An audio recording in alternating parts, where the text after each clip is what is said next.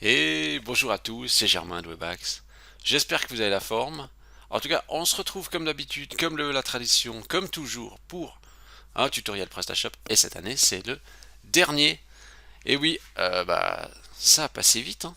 Euh, bon, J'espère que vous aurez quelques vacances à Noël. Pensez-vous à vous arrêter pendant ces fêtes. Comme chaque année, je dis toujours la même chose, mais il faut prendre un petit peu de temps, il faut s'arrêter. On a l'impression qu'on ne peut pas s'arrêter. Mais c'est une impression, vraiment. Essayez de faire une petite pause, même s'il y a plein d'urgences, même faites une petite pause. C'est pas à quelques jours près que ça fait une différence sur si vous travaillez bien tout le reste de l'année. Voilà.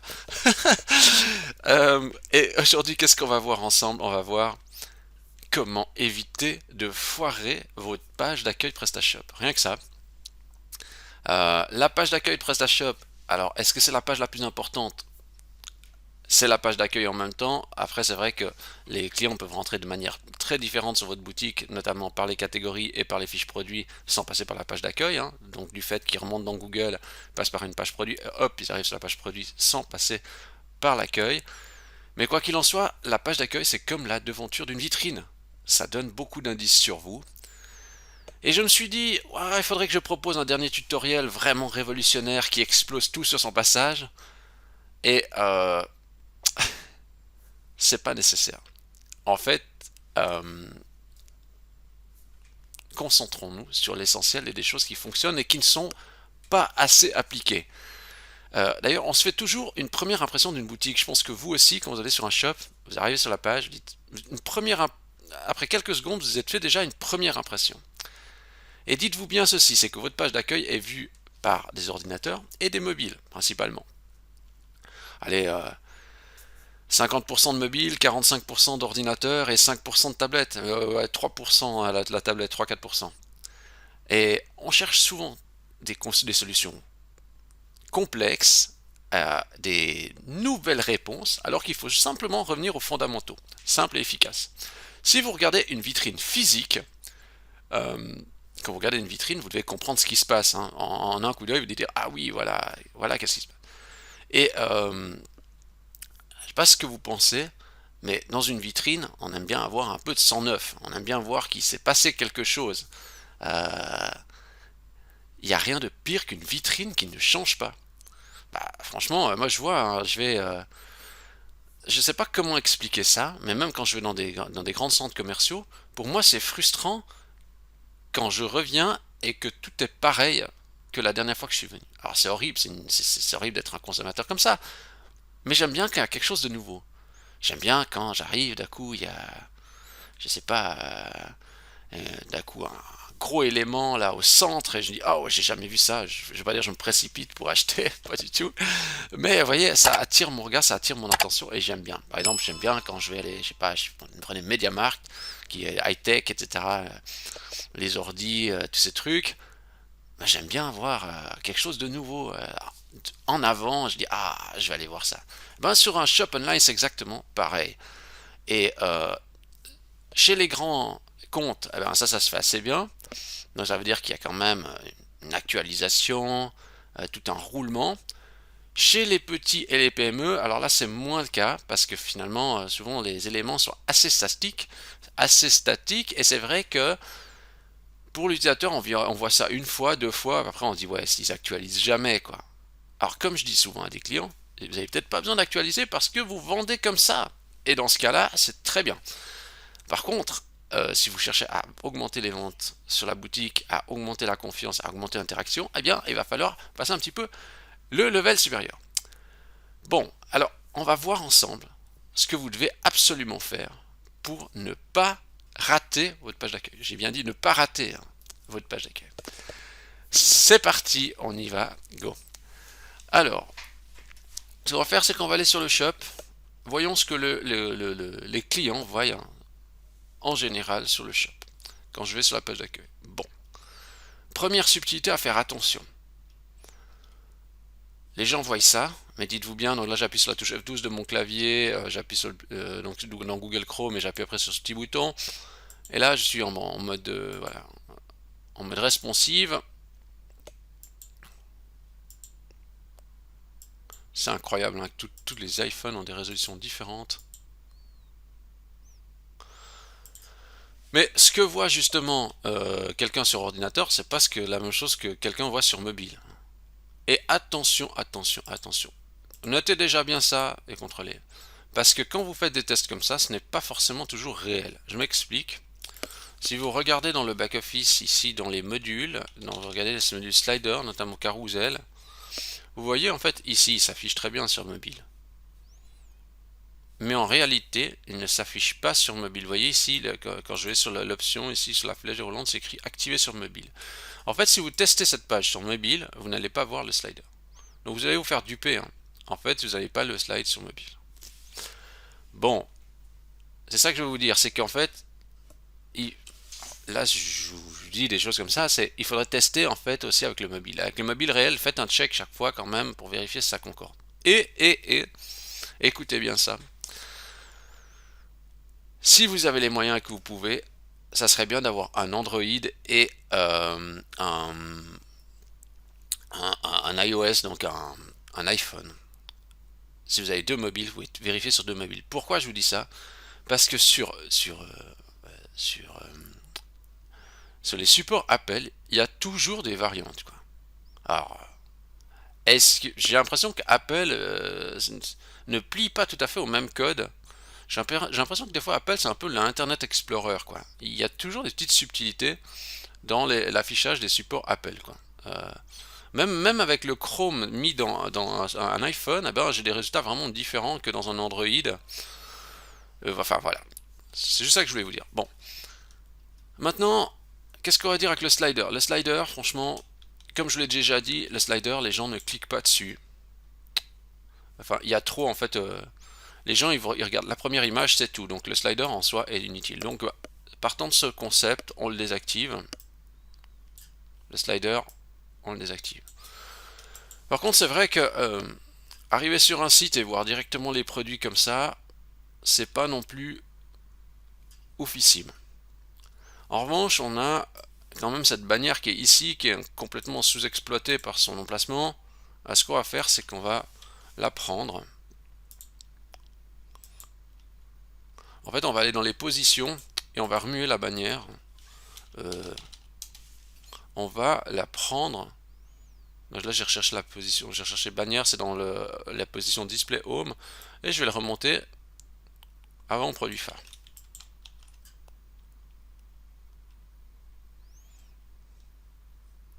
Alors, est-ce que ça a fait l'opération? Il dit mise à jour réussie, mais on dirait que ça n'a pas actualisé. Ah bah, si en fait ça avait réactualisé, c'est juste que j'ai été un petit peu trop impatient, il y a une petite seconde de battement. Voilà, voilà, j'ai ma bannière qui est là, donc c'est très bien. Celle-ci, je vais juste vérifier quand même, c'est que je vais vérifier si le comportement de cette bannière, parce que chaque module peut être activé ou non sur mobile. Dans la plupart des cas, c'est activé déjà d'office sur mobile. C'est juste qu'il y a des subtilités des fois avec les sliders qui ne sont pas tout le temps activés. Bannière. Je regarde ici. Et effectivement, ici, il n'est pas activé sur mobile. Donc, je l'active sur mobile. Donc là, il est actif. Maintenant, il va être actif sur multi-support. Et ça correspond bien au code aux exigences que moi je trouve importantes pour le web. C'est que finalement, le slider, c'est une mauvaise pratique. Par contre, mettre une grande image en avant avec un appel à l'action, ça, c'est important. Ça, si vous voulez, ça, c'est votre vitrine. Si ça change pas, ça veut dire que votre vitrine est complètement délaissée. Alors bien sûr, il y a les produits, etc. Mais la première chose en fait que vous montrez au client, concrètement, ce qu'il voit, oui, il voit le logo, le champ de recherche, mais la première chose, on va dire, plus ou moins liée à votre shop et qui représente un peu votre boutique, c'est votre slider, votre image. Nous, on va se baser plutôt sur une image qu'un slider. Qui est une meilleure pratique que je recommande à tout le monde, vraiment. Vous avez un slider, j'allais dire, ces révolutions slider, ces trucs avec 1000 effets, oubliez tout ça. Ça ne sert à rien. C'est vraiment une surcouche de complexité pour rien. Revenez au basique. Bien plus efficace, bien plus simple, et on s'embête moins, et on peut se concentrer sur des choses qui fonctionnent. Donc, ici, la bannière sur mobile. Alors, ce que je vais faire, c'est que je vais juste, la bannière, je vais la mesurer. Donc, je vais ici, donc j'appuie sur F12 pour faire venir la console. Je viens avec mon élément ici. mon sélecteur et je vais mesurer. Ici, il me dit, vous voyez, c'est écrit 1110 la taille par 213. Ouais. Alors, juste, vous voyez, moi c'est dans mon idée comme ça, je voulais dire, ok, il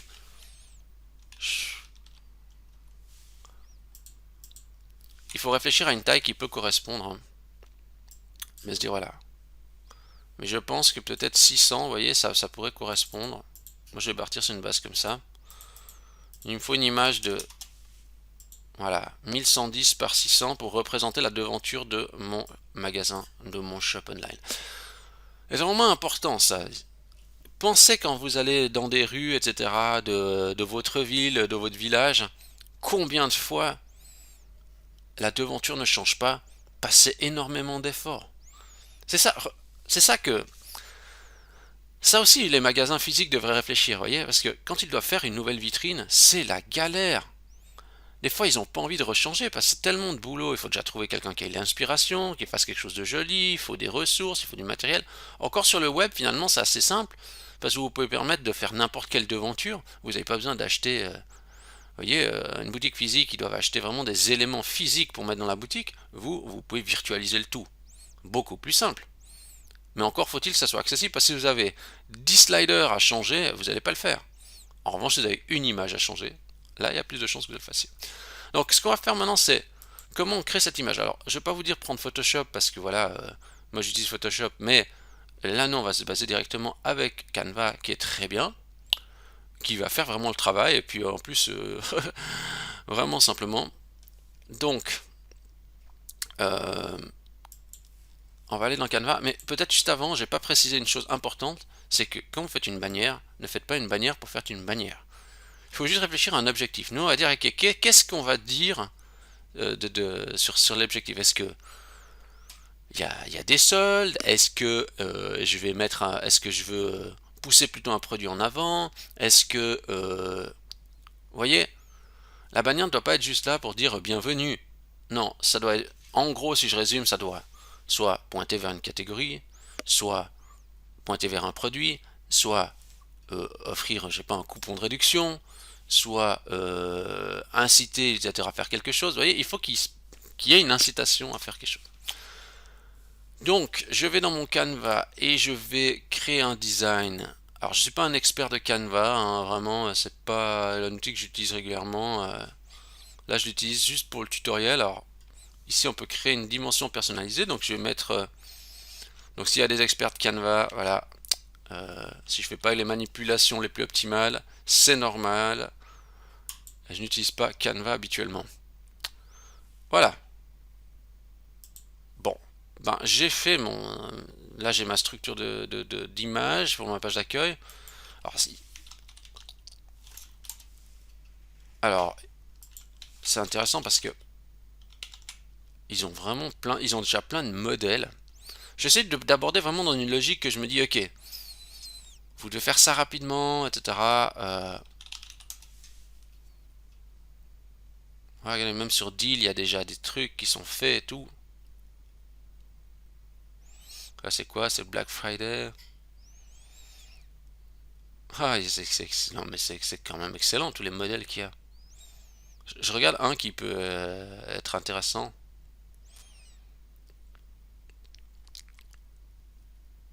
Ouais, là, mais je pense que c'est incroyable le choix qu'il y a. Et tous ces modèles, on va dire, sont proposés, on va dire, gratuitement là. Enfin, à ma connaissance, là, j'ai pas tout essayé, hein. Euh,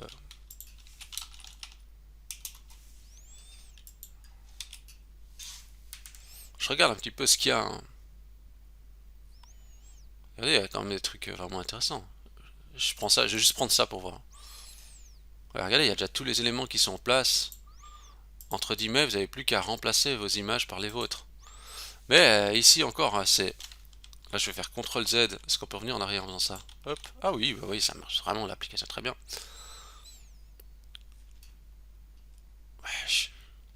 Ouais, il m'a plu là. Le néon là, il m'a plu. Je le prends. Voilà, il me dit oui, mais c'est Black Friday. Ouais, ouais, mais Et en plus, vous voyez, l'élément il s'est bien mis en place selon la taille, c'est vraiment bien. Voilà. Et là, je vais dire after Noël.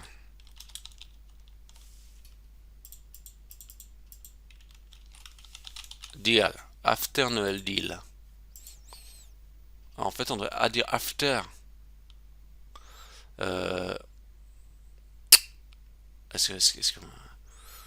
After Christmas deal. Mais on est des fous, on dit after Noël deal, voilà. Et on va dire, voilà, je sais pas. Ça veut pas dire que vous devez faire chaque fois des réductions, hein. Je fais comme ça, moins 15%, moins 15% sur. Qu'est-ce qu'on a? Qu'est-ce qu'on a dans notre shop? Moins 15% sur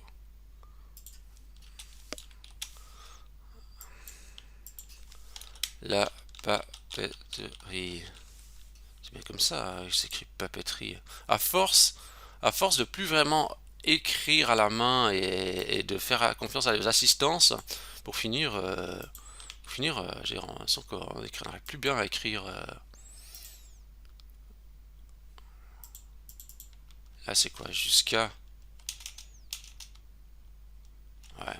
Alors, même ces éléments, c'est pas tous nécessaires, hein. Je dis, ok, boum. Je regarde là, qu'est-ce qu'il y a, qu'est-ce qu'il y a comme élément? Il y a des boutons. C'est ça? Ouais. J'ai vu qu'il y avait des flèches aussi. Ah ouais.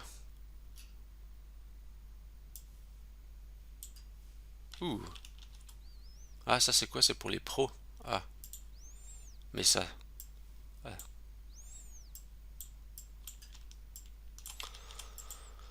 Bon, franchement, voilà. Qu'est-ce qu'on peut faire? Si on peut faire rotater le truc.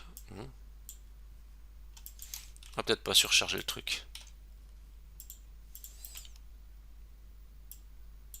Bon, je veux pas trop faire des mises en forme, etc. C'est pas vraiment ce qui nous intéresse. Ce qui nous intéresse, c'est de faire une. Ouais. J'ai fait un truc vraiment ultra basique, hein. Je me suis pas trop embêté. Et encore, je pense que vous pouvez très bien, justement, à la limite, créer un nouveau projet. Et je veux dire, est-ce qu'il faut un bouton? Vous voyez, concrètement, en fait, si on retient juste en vulgarisant, même si vous faites un nouveau projet depuis zéro, en gros, ce qu'il vous faut, c'est juste injecter une photo euh, à l'arrière-plan, mettre un texte devant. Vous n'avez pas besoin de mettre un texte incroyable. Il faut juste garder en tête qu'il faut que le texte reste lisible aussi sur mobile. C'est ça aussi. S'il est trop petit, il va pas être lisible. Donc ça c'est important que le texte soit écrit assez gros. Et puis après, je veux dire sur le principe, le mécanisme de base, en fait, il suffit d'une jolie image, un texte à poser dessus, éventuellement un bouton avec l'appel à l'action, donc un petit bouton qui dit découvrir, etc. Ici on ne le met pas parce que notre modèle il en a pas, et puis bon ben. Mais si vous voulez le faire, imaginons, j'ai pas essayé, hein, mais est-ce que le bouton, c'est quoi? C'est pour les pros, mais bon, il y a un filigrane. Alors je sais pas si on peut le mettre comme ça. Bouton clic. Cliquez ici. Ah ouais, il y a plein de trucs. En savoir plus. Ah ça c'est un bouton. Ah ça c'est premium. Je pense qu'il y aura bien des petits boutons free. Bon, je vais pas trop m'éterniser sur la conception de montage. Moi, ce qui m'intéresse, c'est de vous montrer vraiment le concept de ce que vous voulez l'appliquer. Après, vous pourrez piloter vous-même, prendre du temps pour ça. Quoi qu'il en soit, ici, on a notre structure. Maintenant, je vais l'enregistrer. Donc, on va dans Fichier, Enregistrer, Télécharger. Voilà. Là, je fais Télécharger. Donc, j'ai téléchargé mon image. Maintenant, ce que je vais faire, c'est que je vais aller dans le PrestaShop, je vais aller dans les modules, dans Bannière, et cliquer ici sur Configurer.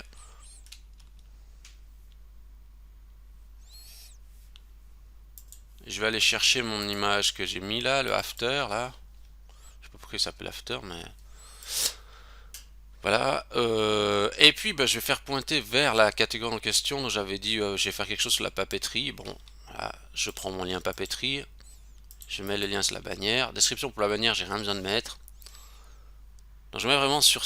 Donc vraiment, c'est important de définir un objectif clair quand vous faites. Vous n'êtes pas obligé de faire une promo. Vous pouvez juste mettre peut-être un truc en avant ou voilà.